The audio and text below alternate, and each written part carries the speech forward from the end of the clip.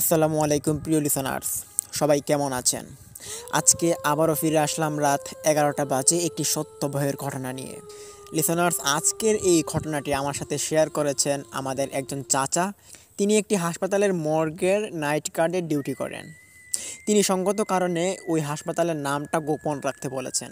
চলুন দেরি না করে এখন আমরা ঘটনায় চলে যাই। ঘটনাটি যখন ওনার সঙ্গে ঘটেছিল তখনকার সময় ছিল আজ থেকে 6 বছর আগে। এটি বেশি আগের ঘটনা নয়, এটি খুব কাছেরই একটি ঘটনা। উনি ওই মর্গের হাসপাতালে তিনি চাকরি করেন প্রায় 12 বছর ধরে। 12 বছর যাবৎ ওনার সঙ্গে এমন কোনো ঘটনা ঘটেনি যে ঘটনাগুলো আপনাদের মাঝে নিয়ে আসার মতো। তবে 2018 সালের দিকে ওনার সঙ্গে এমনই একটি ভয়াবহ ঘটনা ঘটে, যেই ঘটনার পরিপ্রেক্ষিতে ওনার অনেকটা ক্ষতি হয়ে পড়ে এবং ঘটনাটি মারাত্মক লেভেলের লোমহর্ষক এবং ভয়ঙ্কর। চাচার নাম আব্দুল কাশেম। তিনি রাত 8টা থেকে সকাল 8টা পর্যন্ত ওনার ডিউটি।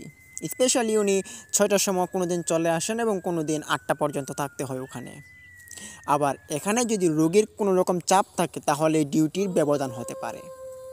তো 2018 সালে যখন শীতকাল পড়ছিল, হঠাৎ আস্তে আস্তে করে তখন একটা দিন উনি রাত্রিবেলা বের হয়ে যান বাড়ি থেকে এবং মর্গের উদ্দেশ্যে রওনা দিয়ে ওনার একটা সিট আছে ওখানে, ওই সিটের মধ্যে বসে থাকেন। তো মর্গের মধ্যে রাত্রিবেলা তো আর ঘোরাফেরা করতে হয় না, যার কারণে তিনি একটা চেয়ারের মধ্যে বসে থাকেন সারা রাত। আবার মর্গের যে ডিউটিটা এটা এখানে কিন্তু ঘুমানো নিষেধ। এখানে যদি ঘুমায় তাহলে কিন্তু অনেক কিছু ক্ষতি হতে পারে বা চোরের আশঙ্কা বেশি থাকে। তো যার কারণে নাইট গার্ডের ডিউটি যারা করতো তাদের কোনো রকমের ঘুম বা কোনো চেয়ারে বসে ঘুম লেগে যাওয়া এরকমটা হওয়া একদমই সম্ভব ছিল না। তো তিনিও রাত্রিবেলা ঘুমাচ্ছিলেন। হঠাৎ আব্দুল কাশেম চাচা তিনি দেখতে পারেন যে একটি লাশ দেয়ে আসছে মর্গের দিকে এবং ওই লাশের সঙ্গে দুজন মানুষ, একজন হচ্ছে মহিলা, একজন হচ্ছে পুরুষ। ওই দুজন মানুষ আরেকটি লাশকে নিয়ে দৌড়ে আসছে।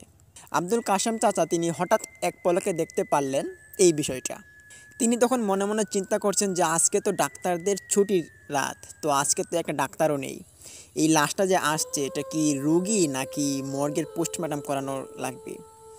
তখন তিনি আরও অবাক হলেন যে অ্যাম্বুলেন্স ছাড়াই তারা ওই লাশটাকে নিয়ে এসেছে এবং একটা বডি প্যাডের মধ্যে ওই লাশটা রাখা ছিল।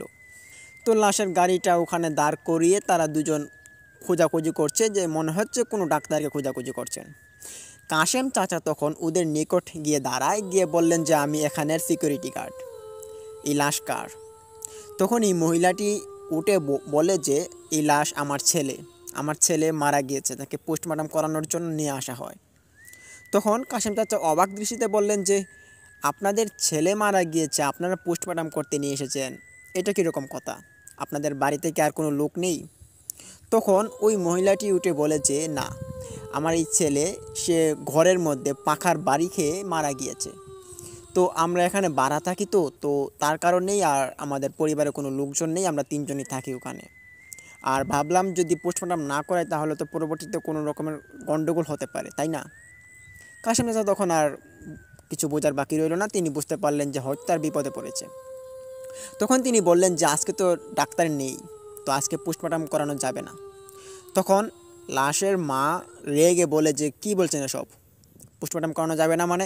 আপনি ডাক্তারকে ফোন দিন। তখন কাশেম চাচা ফোন দিলেন। তো ফোন দেওয়ার পরবর্তীতেও ডাক্তার আসতে পারবে না এটা জানিয়ে দেয়। তখন রাত্রিবেলা কাশেম চাচা বললেন যে আপনারা এখানে থাকুন, ফজরের আজানের আগেই ডাক্তার চলে আসবে, পোস্টমর্টম করাবে তারপর। তখন রাত অনেকটা হয়ে গিয়েছে আর ওই লাশটাকে বললেন যে পোস্টমর্টম ঘরের ভিতরে ঢুকিয়ে দেওয়ার জন্য, মর্গের ভিতরে আর কি।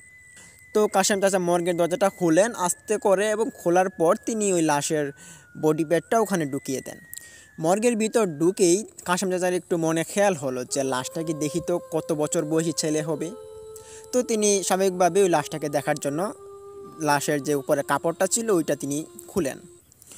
যখনই তিনি ওই লাশের মুখের উপর থেকে কাপড়টা উড়িয়ে দেন তখনই দেখতে পান এই লাশের মুখের কোনো ছিন্ন ভিন্ন নেই এবং লাশের মুখটা মনে হচ্ছে না যেটা কোনো মানুষের মুখ, মনে হচ্ছে এটা অনেক দিন আগে মারা গিয়েছে এবং এই লাশটাই এখন তারা নিয়ে এসেছে। তবে অদ্ভুত রকমের বিষয় হচ্ছে যে লাশের ভিতর থেকে কোনো রকমের গন্ধ বের হচ্ছে না। দেখতে পেরে বুঝতে পেরে কাশেম চাচা খুব অবাক হন এবং মর্গে থেকে বাইর হয়ে আসেন। এসে জিজ্ঞেস করেন লাশের মাকে যে আপনাদের ছেলে কোন দিন মারা গিয়েছে। তখন বলে যে আজকে মারা গিয়েছে, কোন দিন মারা যাবে আবার। তখনই কাশেম চাচা বলে যে আপনার ছেলের মুখ দেখলাম যে তার খুব বাজেভাবে বিশ্রী হয়েছে, পাখার মধ্যে কতটুকু বাড়ি লেগেছিল। তখনই ওখানে থাকা লোকটা কাশেম চাচার দিকে রাগান্বিত অবস্থায় তাকালেন এবং বললেন যে এটা আপনি কী করলেন। কাশেম চাচা তখন বিস্ময়কর চোখ নিয়ে ওনাকে বললেন যে আপনাদের ছেলের মুখটা আমি একটু দেখেছিলাম, তো আমি দেখতে পারলাম যে মুখের কোনো অবস্থান দেখা যাচ্ছে না, আর এটা ছেলে নাকি মেয়েটাও বোঝা যাচ্ছে না, চুল তো খুব লম্বা লম্বা। তখন ওখানে থাকা পুরুষ এবং মহিলা দুজন একদম রাগান্বিত অবস্থায় কাশেম চাচার দিকে চোখ বড় বড় করে ওনাকে ভয় দেখানোর মতো একটা অবস্থায় তারা বকাবাদ্য করছিল এবং নানান ধরনের কথাবার্তা বলছিল যে কেন আপনি আমার ছেলের মুখ দেখলেন। তখন কাশেম চাচা বললেন যে আপনার ছেলেও মানুষ, আপনারাও মানুষ, আমিও মানুষ, তো দেখলে সমস্যা কোথায়। তখনই ওখানের পুরুষ লোকটা কাশেম চাচার গলা চেপে ধরেন এবং বলেন যে তোকে আজকে মেরেই ফেলবো। তখন কাশেম চাচার মনে অনুভূতি হলো যে এটা কোনো রকমের মানুষের হাত নয়, ওনাকে যে চাপ দিয়ে ধরেছে গলায়, এটা খুব ভয়ঙ্কর এবং খুব মারাত্মক লেভেলের একটা চাপ পড়েছে ওনার গলায়, এটা ইনি অনুভব করতে পারেন। পরক্ষণেই ওখানে দেখতে পারেন যে মহিলাটি এখানে নেই এবং ওই পুরুষটা মর্গের ভিতরে চলে গিয়েছে। তখন কাশেম চাচা গলাটা ছুটতে পেরে উনি পাশে থাকা একটা বোতল থেকে পানি পান করেন। পানি পান করার পর উনি এক দৌড় দিয়ে হাসপাতালের সাইডে কর্নারে চলে যান। ওখানে একটা আয়না ছিল, আয়নার দিকে ওনার গলাটা যখনই তাক করেন তখনই দেখতে পারেন যে গলার মধ্যে দাগ হয়ে আছে এবং গলা থেকে রক্ত ঝরছে। কাশেম চাচার একটুও খেয়াল হচ্ছে না যে ওনার গলা কেটে গিয়েছে। তখন কাশেম চাচা ওখানে তাকে একটা চিৎকার দেন এবং চিৎকার শুনে একটা নার্স ওখানে চলে আসে, জিজ্ঞেস করে যে কাশেম চাচা আপনার কি হয়েছে। দেখতে পারে যে গলার মধ্যে দাগ হয়ে আছে এবং রক্ত ঝরছে। উনি তখন তাড়াতাড়ি নিয়ে ফার্স্ট এইড বক্সের দ্বারা ওনার গলাটা বেঁধে দেন এবং বললেন যে আপনার কি হয়েছে। বলে যে ওখানে একটা লাশ এসেছে। বলে যে কোথায়? মর্গে। মর্গে তো এখন কোনো লাশ আসেনি, কোনো অ্যাম্বুলেন্সও তো আসেনি, আপনি কি দেখেছেন? তখন নার্সটা বলে যে চলুন তো দেখি আপনি কি দেখে এসেছেন। এই বলে নার্স আব্দুল কাশেম চাচাকে নিয়ে মর্গের দিকে রওনা দেন। মর্গের ঘরের পাশে যখন তারা যায় তখনই দেখতে পারে যে মর্গের দরজাটা তালা দেওয়া এবং মর্গের বাইরে কেউ নেই এবং বাইরে শুধু একটা বডি প্যাড পড়ে আছে। ওইটা তারা ঠিকই দেখতে পেরেছে। নার্স দেখতে পেরে বলে যে এই বডি প্যাডটা বাইরে কে বের করেছে। বলে যে বডি প্যাড দিয়ে তারা এসেছিল ওই লাশ নিয়ে, আর এই লাশটাকে ওখানে নিয়ে যাওয়া হয়েছে ভিতরে। তখন বলে যে তাহলে তো দরজা তালা মারা, দরজা কি আপনি তালা মেরেছেন? বলে যে না তো, দরজা তো আমি তালা দেইনি। তখন নার্স বেশ অবাক হয়ে চাচাকে বললেন যে চলুন তো আমরা দেখে আসি ভিতরে কি আছে। এই বলে কাশেম চাচার হাত থেকে চাবিটি নিয়ে নার্স তালাটা খুললেন। তালা খুলে যখনই মর্গের ভিতর প্রবেশ করলেন দুজন অনুভব করতে পারলেন যে মর্গের ঘরটা একটা কাঁপুনি দিয়ে উঠেছে। তখন কাঁপুনি একটু অনুভূতি পেয়েই দুজন একটু ভয়ে ঘিবড়ে যান। তখন দুজনের দিকে দুজন তাকান এবং সাহস জমান। তখন মর্গের লাইটটা অন করেন, অন করে পুরোটা খোঁজাখুঁজির চেষ্টা করেন।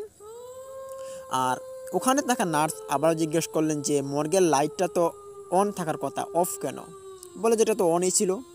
তো লাইটটা অন করার পর দেখতে পারে যে ওখানে কোনো রকমের লাশ নেই, লাশ ছিল দুইটা আগের। তো ওই লাশগুলো সকালে এসে নিয়ে যাবে, আর কোনো রকমের লাশ নেই, নতুন কোনো লাশ এখানে আসেনি। তখন কাশেম চাচা ওখানে থেকে খুব ভয়ে তিনি বলেন যে না না, এটা হতে পারে না, এখানে একটা লাশ এসেছিল, আমার চোখে আমি ভুল দেখতে পারি না। এই বলে নার্সের সঙ্গে একটু জেরাজেরি করলেন তিনি। পরবর্তীতে ওই নার্স কাশেম চাচার মনের ভুল ভেবে তিনি ওখান থেকে চলে যান, ওনার যে ডিউটি যেখানে এখানে চলে যান। কাশেম চাচা তখন দরজাটা তালা লাগিয়ে তিনি চেয়ারে এসে বসে থাকেন এবং বসে বসে এই বিষয়টা তিনি চিন্তা করছেন, আর ওনার গলাতে প্রচুর পরিমাণে ব্যথা অনুভব করছেন তিনি। তখন তিনি হঠাৎ কিছুক্ষণ সময় যাওয়ার পরই দেখতে পারেন যে মর্গের ভিতর থেকে কেউ একজন দরজা ধাক্কাচ্ছে এবং মনে হচ্ছে সে মর্গের ভিতর থেকে বাহিরে আসার চেষ্টা করছে, এরকমভাবে সে দরজা ধাক্কাচ্ছে। কাশেম চাচা তখন বিস্ময় হয়ে তিনি ভাবেন যে কী ব্যাপার, আমরা তো একটু আগেও মর্গের ভিতর থেকে এসেছি, কই মর্গের ভিতরে তো আমরা কাউকে দেখতে পারিনি, এখন আবার কে মর্গের ভিতর থেকে ধাক্কাচ্ছে দরজা। তিনি ওইটা দেখার জন্য আস্তে আস্তে করে মর্গের সামনে যান এবং চাবিটা দিয়ে যখনই তিনি তালার হাতে ধরেন তখনই দেখতে পারেন যে তালা পুরো রক্ত মাখা অবস্থায় ওখানে মানে ঝুলিত অবস্থায় আছে, মানে তালার মধ্যে পুরোটা রক্তে ভরে গিয়েছে। কাশেম চাচার হাতেও রক্ত পড়ে গিয়েছে অনেক। তখন কাশেম চাচা হাতটা এক ঝলক ওখান থেকে উঠিয়ে তিনি ওনার যে সাথে থাকা মোবাইলটা ওইটা দিয়ে তিনি লাইট অন করে দেখতে পারে যে তালার মধ্যে রক্ত ঝুলে আছে এবং পরক্ষণেই দেখতে পারেন মর্গের দরজার নিচ দিয়ে রক্ত বয়ে আসছে। তিনি তখন এই অবস্থা দেখে তিনি বুঝতে পারছেন যে যে লাশটা এসেছে এই লাশের রক্ত ছাড়া এটা কারো লাশের রক্ত হতে পারে না, এটা একটা তাজা লাশের রক্ত এবং এটা কোনো রকমের আগের লাশের রক্ত হতে পারে না। তখন তিনি তাড়াতাড়ি করে ওই রক্তমাখা তালাটাকেই তিনি খুলে ফেললেন এবং খুলেই তিনি দরজার ভিতরে চলে গেলেন। হঠাৎ তিনি অনুভব করতে পারছেন যে এই মর্গের ভিতরে কেউ একজন আছে, কোনো মানুষ হয়তো মর্গের ভিতরে বসে আছে খাপটি মেরে। তিনি এটা অনুভব করতে পেরে এই কোণা ওই কোণা, তারপর মর্গের সিট বেলের নিচের দিকে, করিডোরের দিকে সবটা তিনি খোঁজার চেষ্টা করেন। বাথরুমে ওয়াশরুমেও তিনি খোঁজার চেষ্টা করেন কিন্তু তিনি পাচ্ছেন না। কিছু দেখতে না পেয়ে তিনি ভারাক্রান্ত মন নিয়ে মর্গের ভিতর থেকে বাইরে আসার চেষ্টা করেন। পিছন ঘুরেই তিনি দেখতে পারেন যে মর্গের দরজাটা লাগানো অবস্থায় আছে, অথচ তিনি মর্গের দরজাটা খুলেই তিনি প্রবেশ করেছিলেন মর্গের ভিতরে। মর্গের দরজার কাছে তিনি যান আবারও, গিয়ে তিনি দেখতে পারেন যে মর্গের দরজাটা বাইরে থেকে কেউ লক করে দিয়েছে। তো তিনি তখন অন্য একটা চিন্তা করছিলেন, ওই মর্গের যে ডুম ছিলেন ওই ডুম কিন্তু ওই চাচার সঙ্গে অনেক মজা করতো এবং ঠাট্টা মশকরা করত। এরকম বিষয় আগে করেননি, তবে অন্যরকমভাবে করত। তো তিনি ভাবলেন যে মনে হয় মর্গের ডুম চলে এসেছে, যার কারণে তিনি এখন ওনার সাথে একটু মজা করছে। মর্গের ডুমের নাম ছিল লিটন দাস। উনি তখন মর্গের ভিতর থেকে বলছেন যে লিটন দাস, লিটন দাস এরকম মজা করো না, আমার গলায় খুব ব্যথা করছে, দরজাটা খুলে দাও। তখন বাইরে থেকে কেউ শব্দ করে না। 1 মিনিট 2 মিনিট 3 মিনিট চলে যাওয়ার পরও যখন কোনো শব্দ করছে না, তখন আব্দুল কাশেম চাচা তিনি বুঝতে পারেন যেটা লিটন দাস হতে পারে না, কেননা লিটন দাস 1 মিনিট মজা করে, এর পরবর্তীতে সে শব্দ করে ফেলে বা কথাবার্তা বলে ফেলে, কিন্তু সে কোনো রকমের কথাবার্তা আওয়াজ শব্দ করছে না। এইটা বুঝতে পেরে কাশেম চাচা তিনি বুঝতে পারেন ওনার সঙ্গে আজকে খুব খারাপ ঘটনা ঘটতে চলেছে। উনি আবার এরকম পিশাচ এবং জিনের বিষয়ে অনেক কিছু জানতেন। উনি তখন বুঝতে পারেন যে এরকম কিছু ওনার সঙ্গে সম্মুখীন হয়েছে বা ওনার সঙ্গে ঘটনা ঘটছে। পরক্ষণেই তিনি ওই মর্গের দরজাটা তিনি ভাঙার চেষ্টা করেন এবং জোরে জোরে ধাক্কানো শুরু করেন ওই দরজাটাতে। হঠাৎ তিনি দেখতে পারেন ওনার পিছনে কেউ একজন এসে হাত বাড়িয়ে ধরেছে ওনার বুকের পাঁজরের দিকে।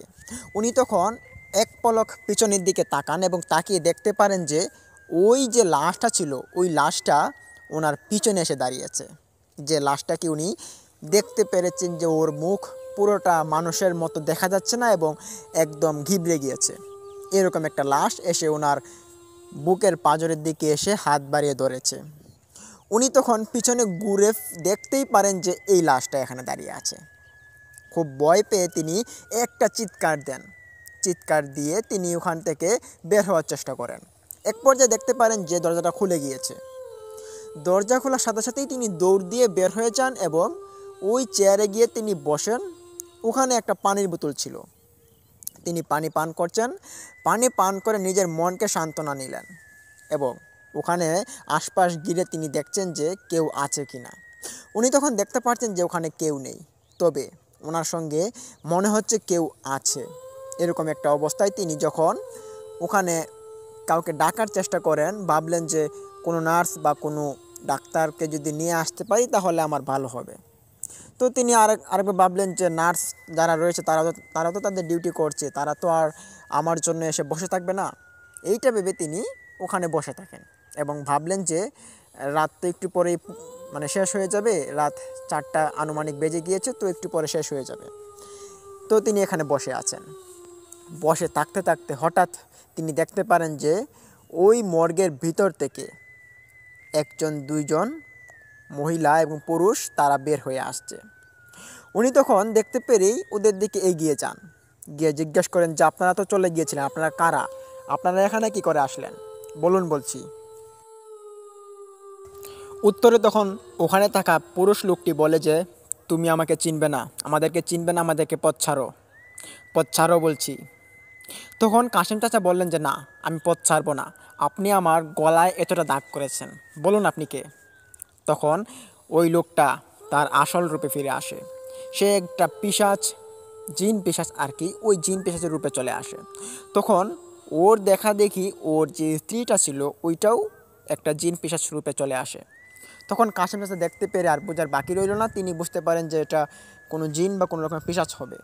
তখন তিনি ওখান থেকে এক দৌড় দিয়ে তিনি হাসপাতালের দিকে চলে যান এবং ওখানে গিয়ে টেক্সট কাউন্টারে যারা বসেছিল তাদেরকে গিয়ে এই ঘটনাগুলো সব খুলে বলেন। তখন টেস্ট কাউন্টারের লোকজন আসে ওখানে এবং আরও 2-3 জন নার্স ওখানে আসে। এসে দেখতে পারে যে কেউ নেই, তবে এখানে 2টা সাদা কাপড় পরে আছে এবং 2টা অলংকার পরে আছে।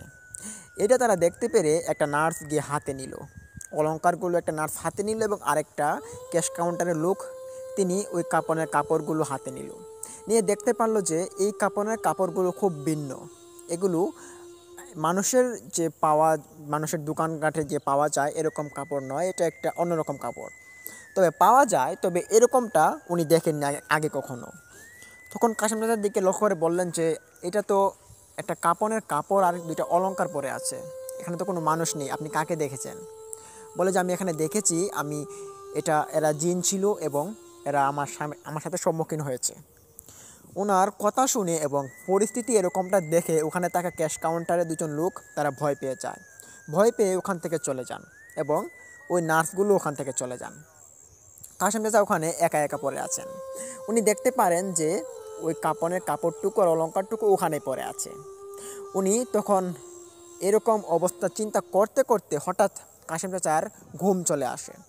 উনি তখন ঘুমিয়ে পড়েন এবং হয়তো উনি সেন্সলেস হয়ে গিয়েছেন, যার কারণে উনি বলতে পারছেন না যে উনি ঘুমিয়েছেন কি সেন্সলেস হয়েছেন। তো পরক্ষণেই যখন সকাল গনিয়ে আসে দেখতে পারে যে ওখানে ডুম এসেছে মর্গের, তারপর ডাক্তার এসেছে এবং কারা কারা ছুটি হবে তারা যাবে, এর জন্য মর্গের পাশ দিয়ে যাওয়া আসা হচ্ছিল। দেখতে পারে যে কাশেম চাচা ওখানে পড়ে আছেন। তখন ডুম আসে কাশেম চাচার সঙ্গে এবং এসে বলে যে, কাশেম তোমার কি হয়েছে? তখন ডুমকে বলে যে এরকম ঘটনা ঘটেছে রাত্রিবেলা। তো উনি যদিও প্রথমে ঘুমিয়েছিল, ঘুমটা ভাঙানো হয়েছিল, তো পরবর্তী সব ঘটনা খুলে বলে। তো এই বিষয়টা নিয়ে আরও অনেক গবেষণা করেছে ডুম এবং ওখানে থাকা ক্যাশ কাউন্টারের লোকজন, আরও ডাক্তার মিলেও ওখানে অনেক পর্যালোচনা করেছে, কিন্তু পরবর্তীতে ফলপ্রসূ কোনো কিছু পাওয়া যায়নি। আর ওই যে কাপড়ের কাপড় আর অলংকারগুলো, ওগুলো পরবর্তীতে আর পাওয়া যাচ্ছিল না, এগুলো হারিয়ে গিয়েছিল।